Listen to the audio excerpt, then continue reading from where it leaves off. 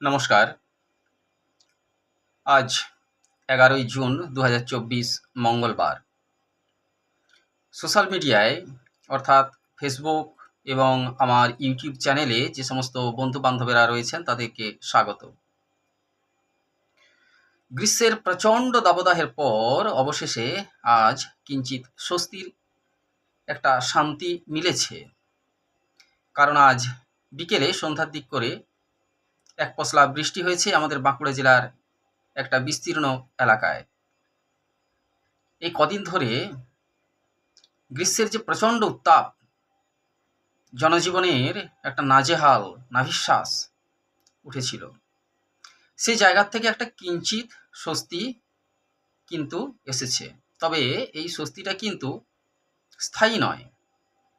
কয়েক ঘন্টা বা এই রাতটুকুর জন্যে হয়তো তাপমাত্রা কিছুটা কমবে, আবার সকাল থেকেই সেই সূর্যের প্রখর তেজ আবার শুরু হবে। যত দিন যাচ্ছে সূর্যের প্রখর উত্তাপ কিন্তু বাড়ছে।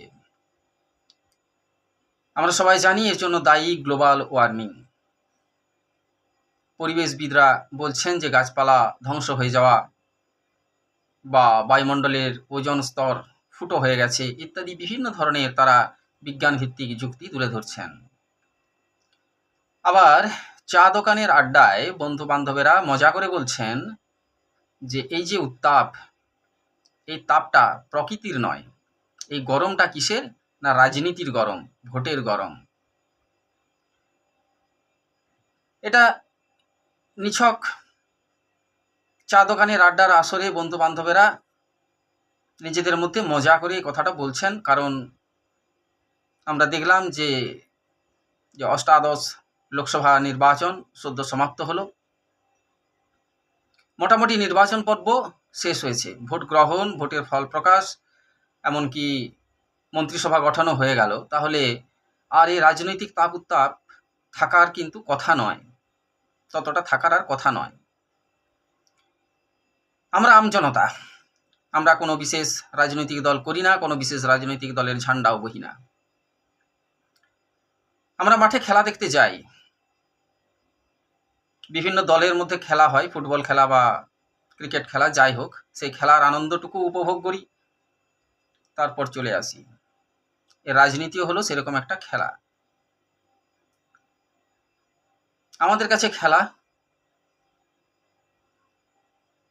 আর কিছু মানুষ মনে করেন যে দেশ সেবা, কিছু নির্বাচিত জনপ্রতিনিধিরা এই দেশ সেবার মুখোশের আড়ালে নিজেদের ব্যক্তিগত আখের গুছিয়ে নেন। তারা যদি সেই লোকসভা বিধানসভার টিকিট না পান, কেঁদে ভাসিয়ে দেন আহারে তারা জনসেবা করতে পারছেন না। আরে মশাই, জনসেবার তো আরও অনেক প্ল্যাটফর্ম আছে। আপনি যদি সত্যি জনসেবা করতে চান, আপনি লোকসভা বা বিধানসভার টিকিট নাই বা পেলেন, আমাদের দেশে, আমাদের রাজ্যে জনসেবামূলক প্রতিষ্ঠানের তো কম নেই।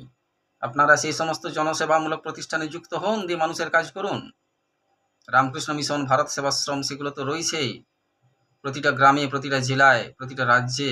আরও বিভিন্ন ধরনের জনসেবামূলক প্রতিষ্ঠান রয়েছে, সেখানে যান না, নিঃস্বার্থভাবে জনসেবা করুন। কিন্তু তারা তা করবে না, কারণ বিধানসভায় বলুন আর পার্লামেন্টই বলুন, সেখানে বিশেষ মধু আছে যে। তো আমি যে প্রসঙ্গে কথাটা বলতে চাইছি, সারা দেশের নিরিখেই যদি আমরা ধরি, সারা ভারতবর্ষের নিরিখে একক সংখ্যাগরিষ্ঠতা কোনো রাজনৈতিক দল পায়নি। এই যে না পাওয়াটা, এটা কিন্তু একটা গণতন্ত্রের পক্ষে সুস্বাস্থ্যের লক্ষণ। যে বিভিন্ন রাজনৈতিক দলকে মানুষ ভোট দিয়েছে, বিভিন্ন রাজনৈতিক দলের প্রতিনিধিরা পার্লামেন্টে গেছেন। This is a sign of sound health of our democracy. এটা একটা গণতন্ত্রের ভালো দিক। কিন্তু ভেবে দেখুন, আমি ব্যক্তিগতভাবে কোনো রাজনৈতিক দল করি না, এবং আমার মাস পিপল, বেশিরভাগ মানুষ কোনো বিশেষ রাজনৈতিক দল তারা করে না, তারা আমজনতা। কিন্তু তার মধ্যে জনসংখ্যার একটা অংশ কিন্তু সক্রিয় রাজনীতি করে। তারা ABCD বিভিন্ন রাজনৈতিক দলের পতাকা বহন করে, তারা তাদের মিছিলে মিটিংয়ে হাঁটে, তাদের কেউ কেউ বক্তব্য রাখে, বিশেষ বিশেষ রাজনৈতিক দলের যারা সমর্থক তারা বক্তব্যও রাখেন, রাজনৈতিক বক্তব্য। এই পর্যন্ত ঠিক আছে। তার পরের স্টেপটা কি না, ভোট পর্ব চুকে গেলে বা ভোট পর্বের আগে বা পরে তারা পরস্পর লাঠালাঠি মারামারি পর্যন্ত করেন, খুনোখুনি হয়ে যায়। এটা কি গণতন্ত্র? শান্তিপূর্ণ নির্বাচনের অন্তরালে মানুষের লাশ পড়ে যাচ্ছে, মানুষ খুন হয়ে যাচ্ছে, এটা গণতন্ত্র? এই মারামারি খুনোখুনি কারা করে? উপরতলার নেতারা কিন্তু করেন না। উপরতলার কোনো নেতাকে দেখাতে পারবেন না যে তারা নিজেদের মধ্যে মারপিট করেছে, খুনোখুনি করেছে, লাঠালাঠি করেছে, করেনি। লাঠালাঠিটা করে কারা? না, নিচু তলার কর্মী সমর্থকেরা। সমস্ত রাজনৈতিক দলের ক্ষেত্রেই এই কথাটা সত্য। তাদেরকে আমি আজকে একটা বিষয় ভেবে দেখতে অনুরোধ করব। আপনি যে রাজনৈতিক দলের কর্মী সমর্থক হন না কেন, বিষয়টা ভেবে দেখুন। আপনি বা আপনারা যাকে নির্বাচিত করে পার্লামেন্টে পাঠালেন, যাকে নির্বাচিত করে পার্লামেন্টে পাঠালেন, যে কোনো রাজনৈতিক দলের হতে পারে, কোনো জায়গাতে ক দলের প্রার্থী বিজয়ী হয়েছে, কোনো জায়গাতে খ দলের প্রার্থী বিজয়ী হয়েছে, কোনো জায়গাতে গ দলের প্রার্থী বিজয়ী হয়েছে, যে কোনো। তো যে প্রার্থী বিজয়ী হয়ে পার্লামেন্টে গেল, তিনি কি কি পাবেন সুযোগ সুবিধা? পরিসংখ্যান দেখে আমি এক নজরে একবার রিভিউ করে নিই বিষয়টা। প্রথমে তারা প্রতি মাসে ৭০,০০০ টাকা করে বেতন পাবেন। এখানে আমাদের সংবিধানের একটা কারচুপি দেখুন। যারা সাংসদ, যারা বিধায়ক, বলা হচ্ছে তারা জনসেবক। তা যদি হয়, জনসেবকদের আবার বেতন আসে কোথা থেকে? বেতন টার্মটা অনারিয়াম হতে পারে, সাম্মানিক হতে পারে। যাই হোক, বেতন যখন বলা হচ্ছে বেতনই বলতে হবে। প্রতি মাসে পাবে ৭০,০০০ টাকা। এছাড়া কি পাবেন? এছাড়া তারা প্রত্যেকে পাবেন কনস্টিটিউয়েন্সি অ্যালাউন্স পাবেন। এই কনস্টিটিউয়েন্সি অ্যালাউন্স কত? না, ৪৯,০০০ টাকা। টোটাল করুন, যোগ করতে থাকুন, আমি বলছি আপনারা যোগ করে করে মিলাতে থাকুন। প্রতি মাসে ৭০,০০০ টাকা করে তারা পাবেন বেতন। তার সাথে কি পাবেন? না, কনস্টিটিউয়েন্সি অ্যালাউন্স পাবেন ৪৯,০০০ টাকা। অফিসের তো টুকটাক এক্সপেন্স আছে, অফিস মেনটেন্স করার জন্য সাংসদদের। সেই অফিস এক্সপেন্সের জন্যে যে অ্যালাউন্স, সেই বাবদ তারা কত পাবেন? না, ৫৪,০০০ টাকা করে। এছাড়া ফার্নিচার, সেক্রেটারি অ্যালাউন্স, এগুলো পাবেন। এরপরে কি পাবেন? না, পার্লামেন্টে যদি উপস্থিত থাকেন তাহলে প্রতিটি প্রেজেন্ট মানে উপস্থিতি বাবদ ২,০০০ টাকা করে। মানে আপনি যাকে নির্বাচিত করে পার্লামেন্টে পাঠালেন যে দায়িত্ব দিয়ে, তাকে যে উপস্থিত থাকতে হবে এমন কোনো ব্যাপার নেই। অনেক বখাটে ছেলে স্কুলে থাকে না, স্কুলের খাতায় নাম আছে কিন্তু স্কুলে থাকে না, ক্লাসে থাকে না, সে ক্লাস করে না। সে দেখবেন স্কুলের পিছনে পুকুর আছে কি বাগান আছে, সে আম গাছে যেয়ে সে দোল খাচ্ছে, বসে আছে, ক্লাস করে না। সেরকম সাংসদ হলেই যে তাকে সংসদে থাকতে হবে তার তো কোনো মানে নেই। সে হোটেলে হয়তো ফুর্তি করছে। তো যদি ঠাকুরের কৃপায়, ঠাকুর বলতে আমাদের গণতন্ত্র ঠাকুর, পার্লামেন্টের যে আমরা গণদেবতার কথা বলি, তার কৃপায় যদি তিনি পার্লামেন্টে উপস্থিত থাকেন তাহলে প্রতিটি অ্যাটেন্ডেন্স বাবদ ২,০০০ টাকা করে পাবেন। আর যদি দিল্লিতে হোটেলে ফুর্তি করেন, মস্তি করেন, তাহলে সেটা পাবেন না। তাদের কাছে ২,০০০ টাকাটা কোনো ব্যাপার নয়, তার থেকে ফুর্তি মস্তি ভালো। আপনারা যদি পরিসংখ্যান নিয়ে দেখেন তাহলে দেখতে পাবেন অধিকাংশ সংসদ যারা পার্লামেন্টে গেছেন, ১০০% যদি অ্যাটেন্ডেন্স, ১০০ দিন যদি সংসদের অধিবেশন থাকে, তার মধ্যে তারা অ্যাভারেজ ২০-২২ দিন, কেউ আবার ৪ দিন প্রেজেন্ট থেকেছেন। তাহলে কেমন লোকগুলিকে দায়িত্ব নিয়ে আপনারা সংসদে পাঠাচ্ছেন বুঝতে পারছেন? আমি ABCD সমস্ত রাজনৈতিক দলের কথাই বলছি, একটা এভারেজ বললাম। আচ্ছা, এরপরে তারা আর কি পাবেন? না, ফ্লাইটে বিনামূল্যে যাতায়াত, কোনো টিকিট লাগবে না। ফ্লাইটে, এরোপ্লেনে আপনি সপরিবারে, আপনি বলতে ওই সাংসদ সপরিবারে যেতে পারবেন বিনামূল্যে, কোনো ভাড়া লাগবে না। আমরা ট্রেনেও বিনামূল্যে যেতে পারি না, ধরতে পারলে জেল জরিমানা হয়, বাসেও তাই। তো যে সাংসদকে আপনি নির্বাচিত করলেন, লাঠালাঠি, মারামারি, ফাটাফাটি, ভোট কারচুপি, ছাপ্পা, রিগিং সব করে, সব জায়গার কথা বলছি না, কোনো জায়গার কথা বলছি, কোনো রাজনৈতিক দলের কথা বলছি, তো করলেন, তাদেরকে কি সুবিধা পাইয়ে দিলেন, কি রাজাটা করলেন না, তারা বিনা পয়সায় ফ্লাইটে যাতায়াতের সুবিধা পাবেন ওই 5 বছর ধরে। আর আপনি আমি জনতা কি করব না, তারা যখন জনসভা করতে আসবেন তখন তার সেই হেলিকপ্টারটি, সেই এরোপ্লেনটি দেখার জন্যে আমরা দৌড়াদৌড়ি করব। ভগবান নামছেন হেলিকপ্টার থেকে, ভগবান নামছেন এরোপ্লেন থেকে, সাংসদ নামছেন আর কি, আমরা সেই গাড়িটি দেখার জন্য, একটা গাড়ি তো, সেটা দেখার জন্য আমরা ছুটাছুটি করব, আমাদের এইটুকু প্রাপ্য। আর ওনারা বিনামূল্যে ফ্লাইটে 5 বছর তারা ঘোরাফেরা করতে পারবেন। এছাড়া কি পাবেন না, যেহেতু তারা সাংসদ, তাহলে দিল্লিতে ফ্রিতে বাংলো পাবেন, কোনো ভাড়া লাগবে না, ফ্রিতে বাংলো পাবেন, ইনক্লুডিং জল, বিদ্যুৎ, টেলিফোন, এই খরচাগুলো আপনার আমার ট্যাক্সের টাকার থেকেই বহন করা হবে। এরপরে কি পাবেন, শেষ হয়নি কিন্তু, সেই বাসে ট্রেনে অনেক ফেরিওয়ালা ফেরি করেন না, যে 10 টাকায় কি পাচ্ছেন না একটা চিরুনি পাচ্ছেন, আরে না এখানেই শেষ নয়, এর সাথে একটা জিভছুলাও পাবেন। না ভাবছেন এই দুটোতেই শেষ, তা নয়, এর সাথে একটা আয়নাও ফ্রি পাবেন, এরকম করে বাড়তে থাকে আর কি।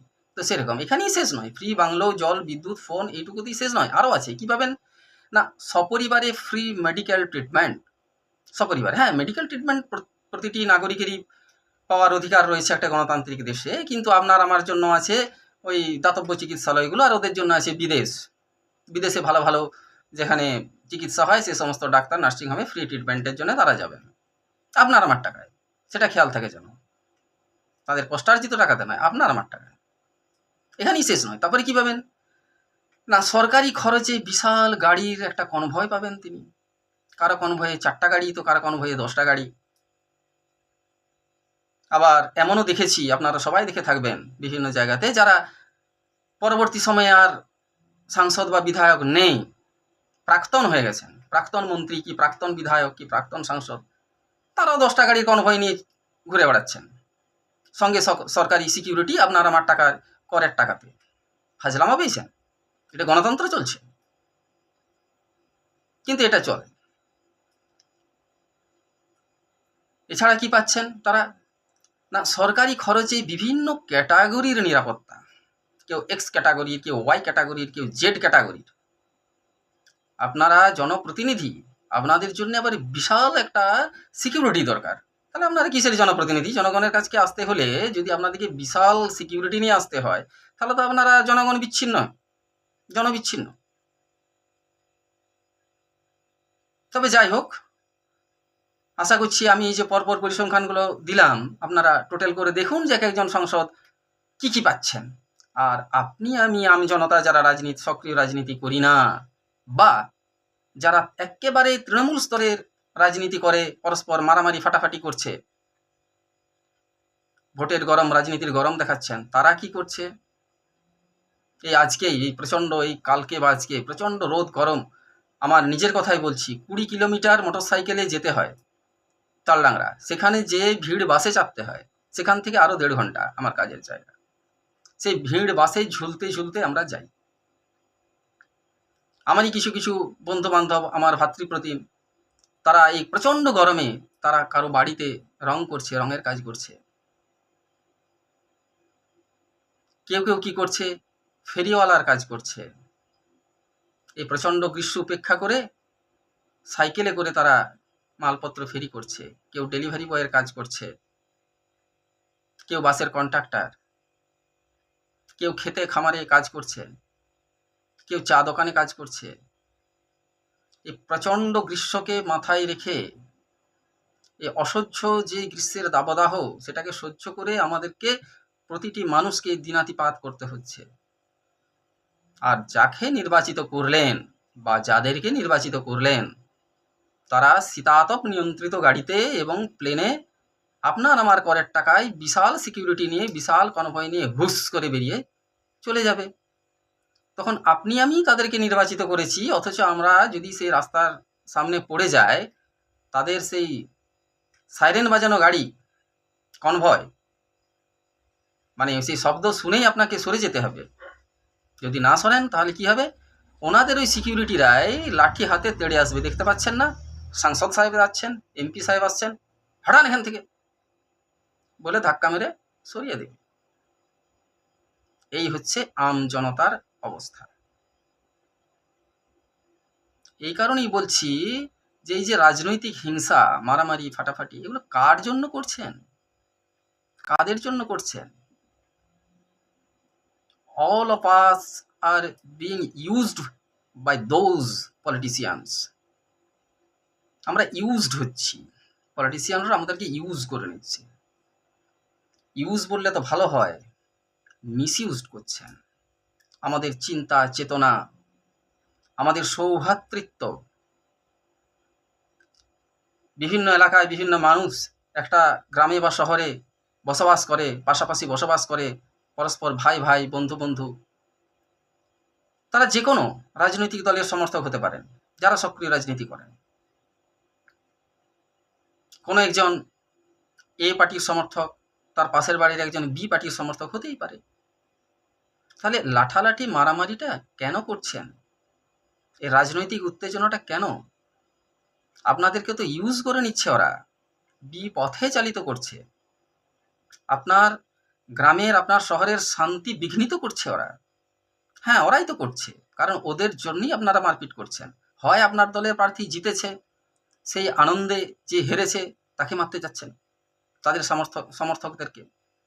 অথবা আপনার দলের প্রার্থী হেরেছে, তাই যে জিতেছে তাদের সমর্থকদেরকে মারতে যাচ্ছেন, যে ওরা নিশ্চয়ই কারচুপি করেছে, তাই আমার দলের প্রার্থীকে হারিয়ে দিয়েছে, মারতে যাচ্ছেন। এই বোকামিটা কেউ করে?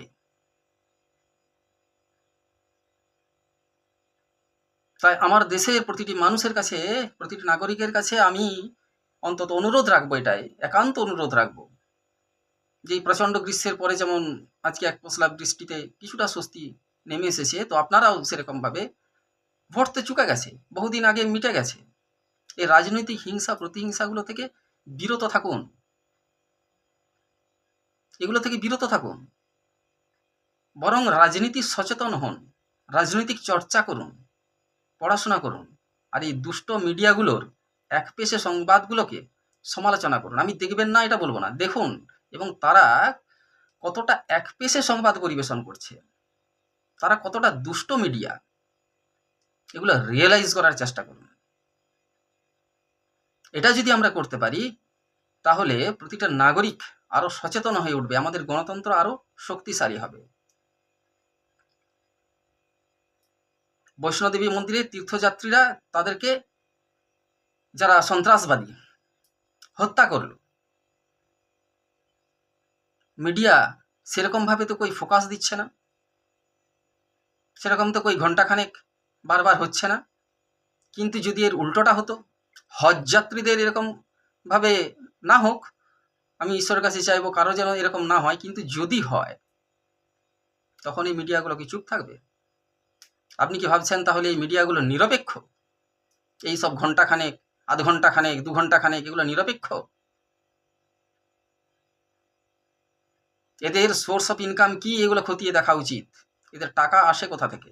যাই হোক, এটা অন্য প্রসঙ্গ, পরে একদিন আলোচনা করব। তবে আজকের আমি আমার বন্ধুদের সামনে এসেছি এটা বলার জন্যই যে প্রতিটা এলাকায় আপনারা বা আমরা সবাই আসুন শান্তি বজায় রাখি, রাজনৈতিক হিংসা থেকে বিরত থাকি। এইটুকু অনুরোধ অন্তত আমি আজকে রাখছি। নমস্কার।